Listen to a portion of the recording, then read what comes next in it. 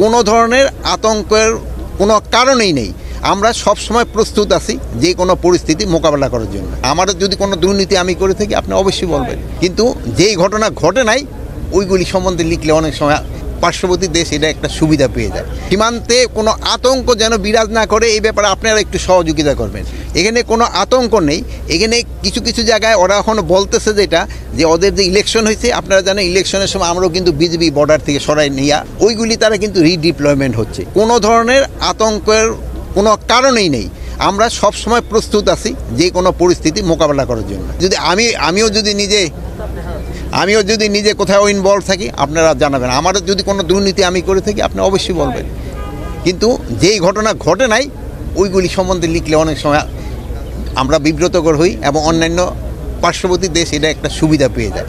এই জন্য আপনারা সত্যি ঘটনাগুলি বলবেন। মিথ্যা প্রচার করে যেটা একমাত্র আপনারাই এটা করতে পারেন, কাউন্টার করতে পারেন, যেহেতু আপনারা সত্যি ঘটনা প্রকাশ করে এদের এই মিথ্যা প্রচারটাকে আপনারা মিথ্যাটাকে বন্ধ করে দিতে পারেন। আমি আপনাদের কাছে অনুরোধ করব, আমাদের দেশের সাংবাদিকরা কিন্তু সত্যি ঘটনাই বলে এবং আপনারা সত্যি ঘটনা প্রকাশ করেন এবং ওদের যারা আপনি এই যে মিথ্যা ঘটনা রটাচ্ছে তাদের মুখে সে সময় চুলকালি পড়বে। এটা নিয়ে এখনো পর্যন্ত আমি কোনোদের পরিকল্পনা কি হয়েছে, আমি যেহেতু পরিকল্পনা হইলে আপনারা জানতে পারবেন। আন্দোলনের ভিতরে ঢালাও মামলার ক্ষেত্রে যারা মিথ্যা মামলা দিচ্ছে আমরা তাদেরও আইনে আওতায় আনবো এবং এই মিথ্যা মামলা দিয়ে যেন কাউকে শাস্তিতে ভোগ করতে না হয় এই ব্যবস্থা আমরা নিচ্ছি।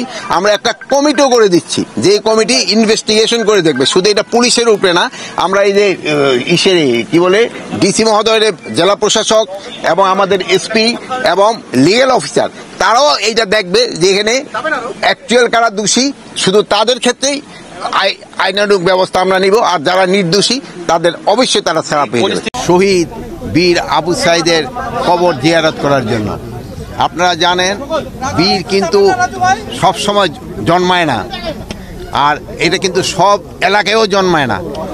এই শহীদ আবু সাইদের মতো বীর আপনাদের এলাকায় জন্মিয়েছে, এই জন্য কিন্তু আপনারও একটা কিন্তু ভাগ্যবান। আমরা সবাই আবু সাইদের জন্য দোয়া করব, আল্লাহ যেন এর কবর আযাব মাফ করে, আল্লাহ যেন এর বেহেশত নসিব করেন এবং তারা যেন শহীদের মর্যাদা দান করেন। এবং এই আবু সাইদের মতো এত বীর, তার এই বীরত্ব কিন্তু বলে কিন্তু শেষ করা যাবে না। আপনারাও এটা সবসময় মনে রাখবেন। আমি শুনলাম এখানে আপনারা একটা ফাউন্ডেশন তৈরি করতেছেন। এই ফাউন্ডেশনে আমাদের যত ধরনের সাহায্য এবং সহযোগিতা দরকার হবে আমরা এটা আপনার দিব। এই 3 জন আসামি গ্রেপ্তার হয়েছে এবং এই মামলাটা যত তাড়াতাড়ি সম্ভব আমরা শুনানি শুরু করব এবং অন্যান্য যে আসামিরা ঘুরে বেড়াচ্ছে তাদের যদি আপনারা আইডেন্টিফাই করতে পারেন এবং আমার পুলিশ আইডেন্টিফাই করতে পারে, তাদের অবশ্যই আইনের আওতায় নিয়ে আসা হবে। কাউকে কোনো অবস্থায় ছাড় দেওয়া হবে না, একটা ঝড় ঝান্টার পরেও কিন্তু আপনার এই ঘর ঠর রিপেয়ার করতে কিন্তু একটু সময় দরকার হয়। একেবারে যদি সাথে সাথে বললেন যে আমার ঘরটা তো এই ঝড়ের আগে এরকম ছিল, এখন কেন হয়ে যায় না? হয়ে যায়, কিছু সময় দিতে হবে, আমাদেরও কিছু সময় দিতে হবে। আমাদের কাছে তো এরকম কোনো কিছু নাই যে বলবার হয়ে যাবে। এই জন্য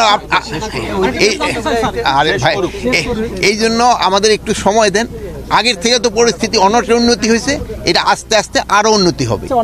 আন্দোলনের ভিতরে ঢালাও মামলার ক্ষেত্রে যারা মিথ্যা মামলা দিচ্ছে আমরা তাদেরও আইনে আওতায় আনবো এবং এই মিথ্যা মামলা দিয়ে যেন কাউকে শাস্তিতে ভোগ করতে না হয় এই ব্যবস্থা আমরা নিচ্ছি। আমরা একটা কমিটিও করে দিচ্ছি, যে কমিটি ইনভেস্টিগেশন করে দেখবে। শুধু এটা পুলিশের উপরে না, আমরা এই যে কি বলে ডিসি মহোদয়ের, জেলা প্রশাসক এবং আমাদের এসপি এবং লিগ্যাল অফিসার তারাও এইটা দেখবে যে এখানে অ্যাকচুয়াল কারা দোষী, শুধু তাদের ক্ষেত্রেই আইনানুগ ব্যবস্থা আমরা নিব, আর যারা নির্দোষী তাদের অবশ্যই তারা ছাড়া পেয়ে যাবে। মানুষের প্রতি আহ্বান হলো সবারই একটু ধৈর্য ধরতে হবে এবং দেশের উন্নতির জন্য আমাদের সবারই কিন্তু একযোগে কাজ করতে হবে। আইন শৃঙ্খলা পরিস্থিতি যাই কিছু বলেন না কেন, সব কিছুই কিন্তু আমরা যদি সবাই একসাথে কাজ করি এটা কিন্তু হয়ে যাবে। আপনাকে আমি মিডিয়ার কাছেও আমি অনুরোধ করব, আপনারা সত্যি ঘটনা প্রকাশ করেন, আপনারা সত্যি ঘটনা প্রকাশ করেন।